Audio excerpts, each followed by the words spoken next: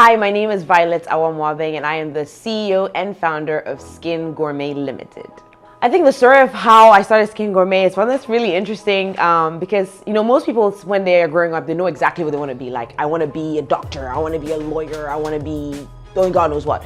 I never knew what I wanted to be. Actually, I think when I was 7, my mom asked what I wanted to be. I told her I wanted to be an assassin. And she told me never to say that again, so I changed my mind about that. But I never went through school knowing what to do. I think when I first went to college, it was for poetry. And my dad was like, yeah, great, go ahead, go do poetry. Then I called him later and I was like, Dad, I'm actually good at accounting, so I'm going to do accounting. And he was like, thank God. So from there, I just decided, okay, I like business. Let me take this approach. But I still didn't know exactly what I wanted to do. Came back and went into banking. But it's interesting when you've lived abroad and you come back to your country and you see the gap. And for me, when I was abroad, the Ghanaians were the best in class, like we were the sharks. So I couldn't understand why there was that gap. And I really wanted to find a way to help. I felt responsible, but I just didn't know how I'm going to do that on a banker's salary. Anyway, so in 2014, by the grace of God, I got this horrible thing on my lip and it just was not healing. So my friend said I should try shea butter and I tried it and it worked and I was like, oh my God, I have found the answer to everything. I'm going to make the best body butter the world has ever seen. And I did this absolutely no research. I didn't go and check market feasibility. I didn't go on the internet, none. I just decided I'm going to start. So I took all the money in my bank account, which at the time was 145 cities, yes, the whole $45. Called my uncle abroad, told him to send me all these great ingredients from abroad. And I made my first formulations. And I remember it was these 3 really ugly containers that I got in Makola. And I put them in my wardrobe with this unstable formula. I went to church and I said to God, God, have you seen my closet? Give me a company. And lo and behold, my company started to form. And first you're really excited about the products that you're creating and you're excited about the company you're creating. And then it clicked when I had my first employee that, wow, this is actually a way that I can impart on my own economy by creating jobs and boosting economic growth, by creating a product that is solely Ghanaian based, but it has the highest qualities where it can satisfy international demand, it can capture the largest market share, and at the same time, I'll be able to make some dollars for my country, which will, help stabilize the economy. And that's how Skin Gourmet was formed. Of course, after that, you have to do a lot of research into exactly where you're sourcing from and understanding your country more.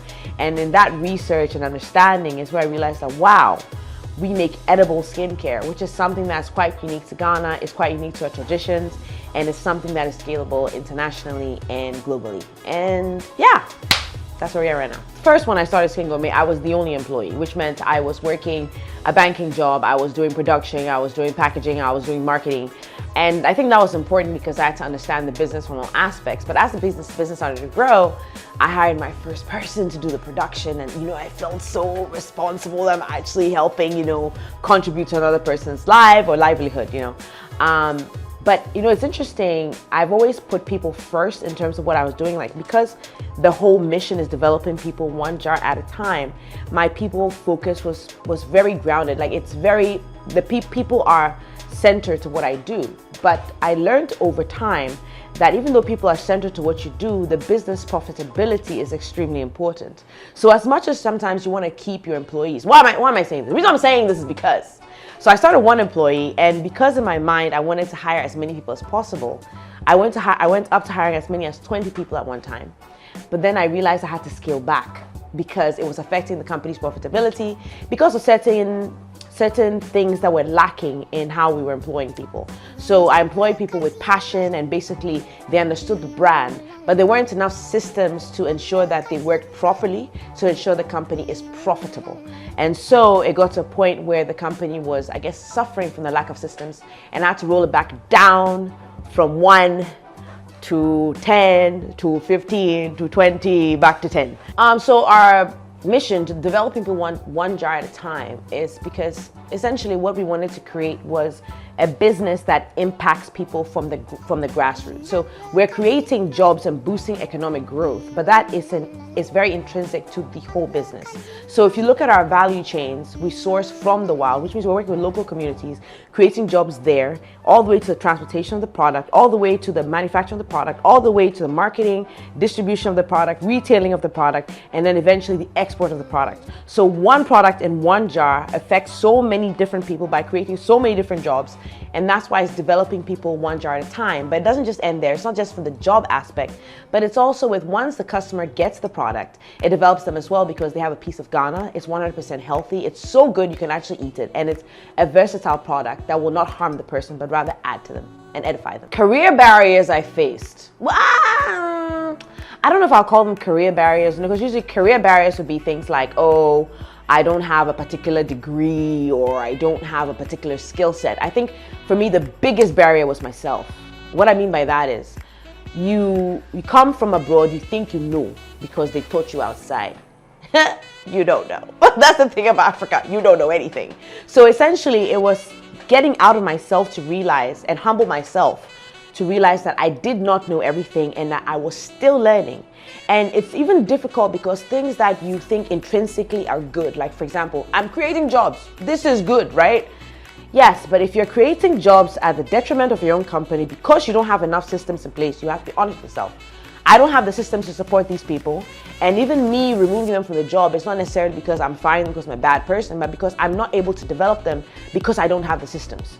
So I think you have to really step out of yourself and change your perspective and be willing to learn and humble yourself and realize that in your environment, you have to learn from your environment. You don't know better, you're new. And then also, even what you think you know or what the environment is telling you is true at one point in time might not always be true at any point in time because things are constantly changing.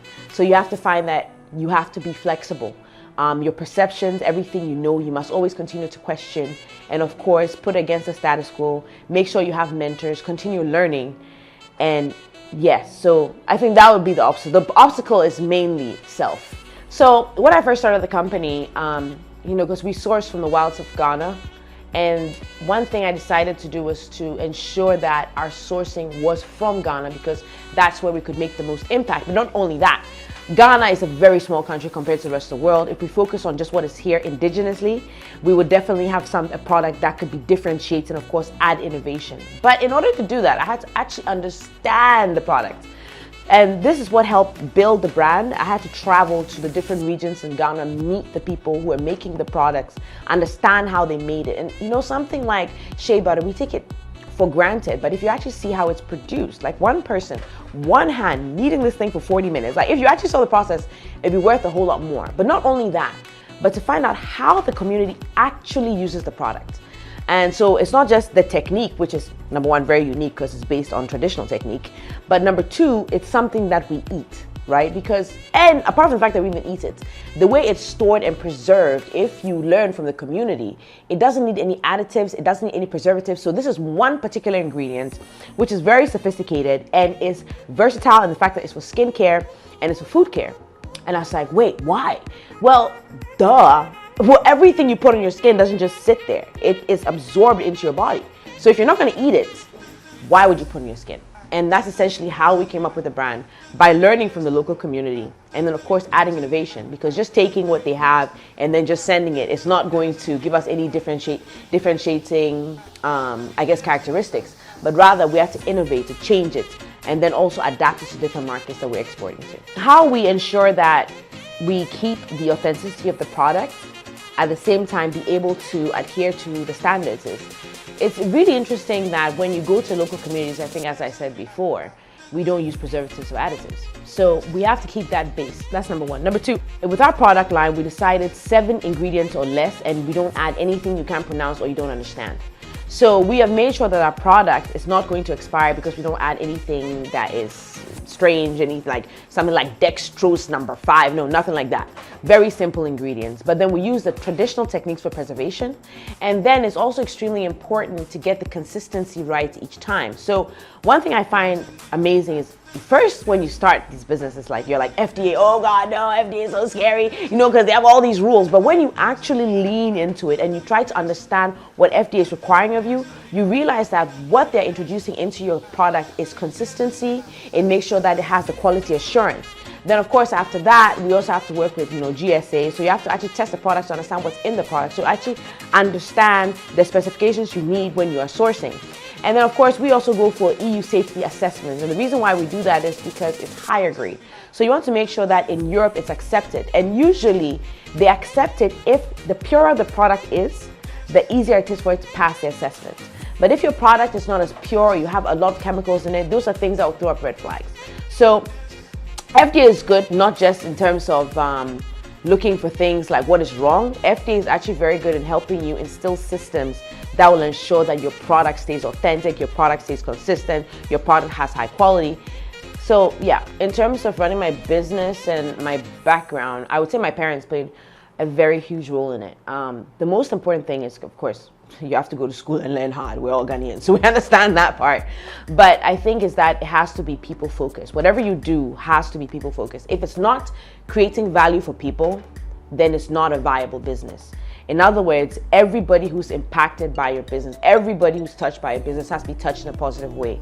If your business is structured such that you are the one who's profiting and other people are getting hurt, then this is not something that's sustainable.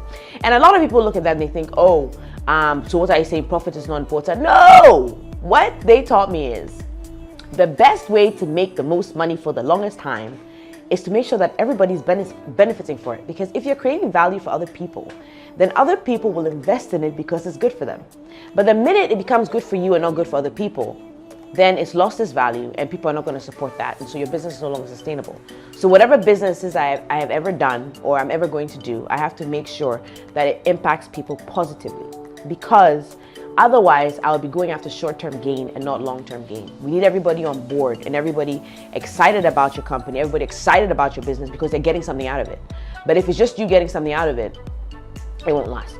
When I look at my previous work experience and how it's helping me now, I worked since I was 16 and my dad started me from the lowest and I had to work all the way up. So I started as a receptionist, then a loan monitoring officer, then I went to corporate office, then I went to accounts, and then I had to go outside to go and learn procurement, then come back and then start as a procurement officer, even though I was the only person buying for the whole bank. And then I, from there, went all the way up to head of procurement. And at first, it's annoying because it's like, why am I going through all this? Like, you don't even feel rewarded because you're working for your parents. They're not going to pay you that well. They're going to pay you peanuts. And I was really upset about it at first. But now, when I started my business, I started peanuts. I basically had no money when I started my business, but because I'd already been put in that situation, it was easier for me. Then also the experience of having to start at the lowest to move to the highest, well, not the highest, but head of procurement. I had enough experience to know a bit of everything. So from school, I remember I was there for much longer than I should have been.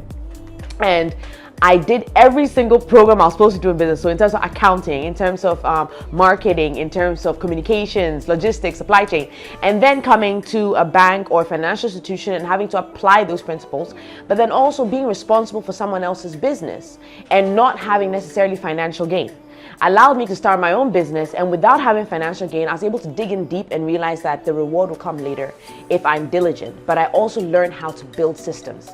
So working somewhere, you'll find that there's a flaw here. This doesn't work that well. So you realize, okay, let me attend to this flaw. You fix it. Then you go back here and you fix. So working with someone else and having so much responsibility on your shoulders and being under pressure allowed me to work under pressure in my own company, but the difference is now it's mine, so I can even dig even deeper.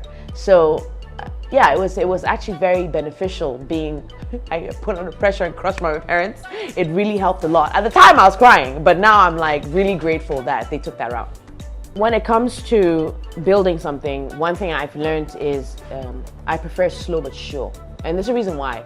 I really love to watch documentaries about big companies, Enron, FTX. If you watch them, the main problem is they grew too fast. It's not necessarily that they're bad leaders, but the reason why you don't grow so fast is because if your foundation isn't solid, you will crash.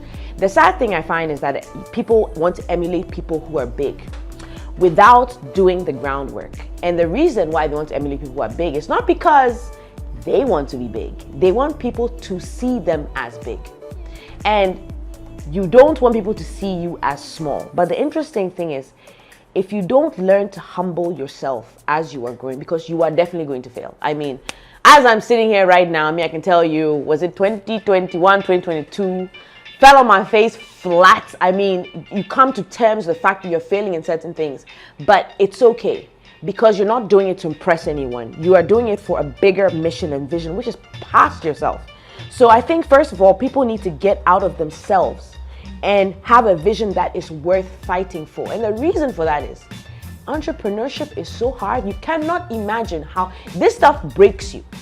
But you can get out of bed every day if it is beyond you. But if you're doing it for the looks and for the likes, you may grow really quickly, but you will fall just as fast. And the disgrace will be so big, it'll be just as big as you flaunting. That is what I have seen in life in general. So I would say build a very strong foundation and keep your head down, because success is not always a positive thing. You need humility to be able to handle success. Otherwise, you will lose your footing. Because as you get further up, people make your head feel big, and so you stop checking yourself.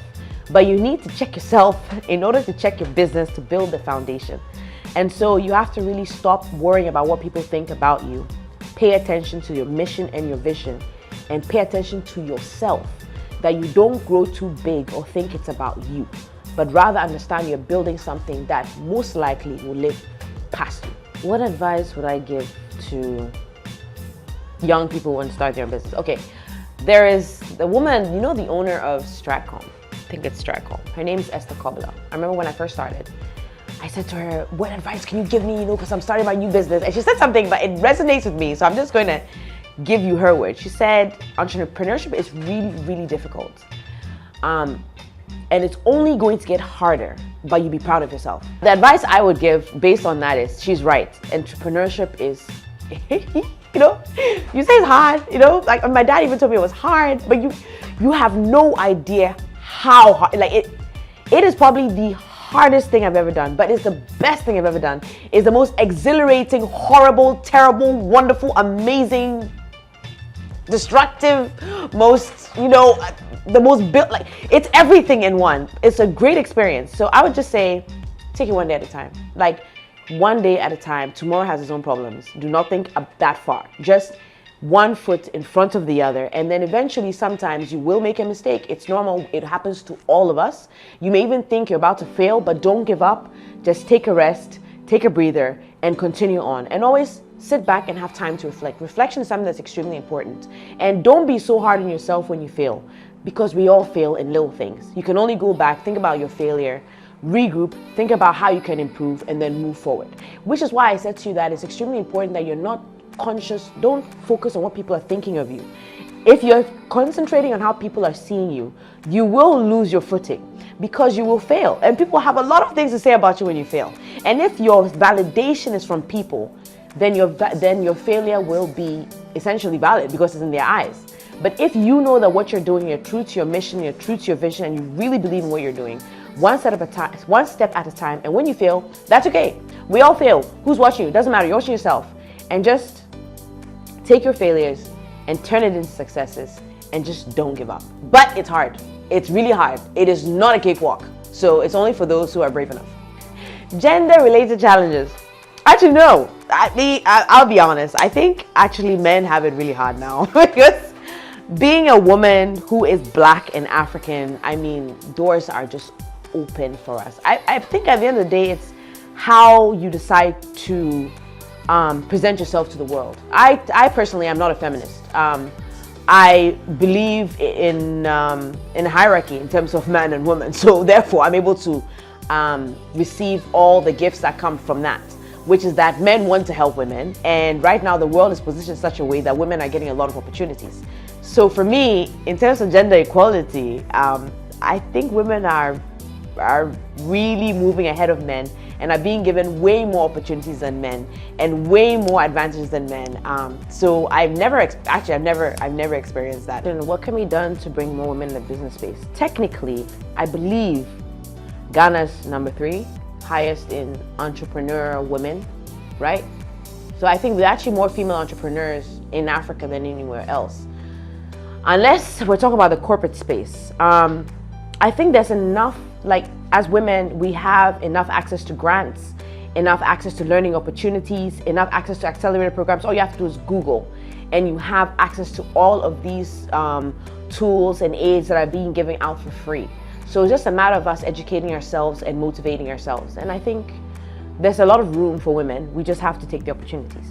Our long-term vision for Skin Gourmet is to be the world leader in sustainable skincare that develops people. So far, we are in over 25 different countries. However, when I say that, I'm very excited about it, but our presence there is not the way I want it. But in the future, the idea is to have us available in every country in the world with the right model in a way that is sustainable, where when I'm long gone, the business is still functioning properly and still boosting economic growth in Ghana and creating jobs. In terms of our impact on the skincare industry, I think Skin Gourmet has actually done pretty well. We have a lot of brands now that are also saying that their skincare is edible. We started it, but the point is, we believe that that's how skincare should be. I believe the whole cosmetic industry, I hate to use the word cosmetic, because whatever you're putting on your body is going to end up in your body.